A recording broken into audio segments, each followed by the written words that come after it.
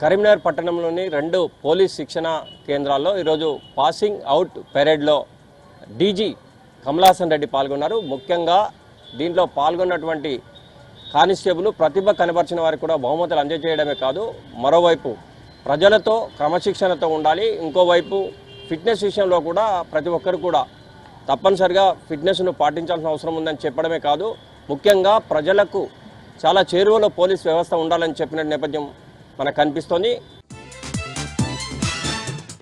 November 29న నిర్వహించే దీక్షా దివస్ను కరీంనగర్ పట్టణంలో పెద్ద ఎత్తున నిర్వహిస్తామని మాజీ మంత్రి స్థానిక ఎమ్మెల్యే గంగుల కమలాకర్ అన్నారు. ఎందుకంటే తెలంగాణ రాష్ట్ర సాధన ఏకైక లక్ష్యంగా పోరాటం చేసిన కేసీఆర్ తీగలగుట్టపల్లి నుండి వెళ్తున్నప్పుడు అలుగునూరు చౌరస్తాలో అరెస్టు కావడం తెలంగాణ ఉద్యమం పెద్ద ఎత్తున మలుపు తిరగడమే కాదు, తెలంగాణ రాష్ట్రాన్ని సాధించినటువంటి పరిస్థితి. ఈ నేపథ్యంలోనే దీక్షా దివస్ను పెద్ద ఎత్తున నిర్వహిస్తామని, ఈ నేపథ్యంలో ఇప్పటికే 2 స్థలాలను పరిశీలించామని, ఈ విషయాన్ని బీఆర్ఎస్ పార్టీ వర్కింగ్ ప్రెసిడెంట్ కేటీఆర్కు తెలియజేస్తామని, ఆ తదనంతరం ఒక చోట నిర్ణయం తీసుకున్న తర్వాత దీన్ని పెద్ద ఎత్తున నిర్వహించడమే కాదు, దీనికి కవులు కళాకారులను కూడా ఆహ్వానిస్తామని, ముఖ్యంగా తెలంగాణ రాష్ట్రాన్ని సాధించిన నేపథ్యంలో దీక్షా దివస్ 29 భారీగా పెద్ద ఎత్తున చేయాలని నిర్ణయం తీసుకున్నామని చెప్పి గంగుల కమలాకర్ చెప్పినటువంటి పరిస్థితి.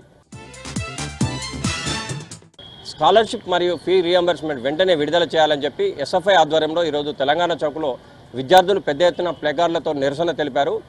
11 నెలలు అవుతున్నా కానీ విద్యార్థులకు రావాల్సినటువంటి స్కాలర్షిప్లు ఫీజుల విషయంలో ప్రభుత్వం నిర్లక్ష్య ధోరణి వహిస్తోందని, సీఎం రేవంత్ రెడ్డి గుళ్ళు గోపురాలు తిరుగుతున్నాయి కానీ ప్రస్తుతానికైతే విద్యా వ్యవస్థను పట్టించుకున్న నాదుడే లేడని, దీనికి ప్రత్యేకంగా ఒక విద్యాశాఖ మంత్రిని కూడా పెట్టాలని, లేకుంటే మాత్రం ఎట్టి పరిస్థితుల్లో ఊరుకునే ప్రసక్తే లేదు. మరోవైపు ఫీ రియంబర్స్మెంట్ మరియు స్కాలర్షిప్లు ఇవ్వని నేపథ్యంలో విద్యార్థులు పెద్ద ఎత్తున తీవ్ర అవస్థలు పడుతున్నారని, దీన్ని వెనువెంటనే శాంక్షన్ చేయాలని, లేకుంటే మాత్రం రాష్ట్రంలో పెద్ద ఎత్తున ఉద్యమించడమే కాదు ప్రతి మంత్రుల ఇళ్లను కూడా ముట్టడిస్తామని చెప్పి హెచ్చరించినటువంటి నేపథ్యం మనకు కనిపిస్తోంది.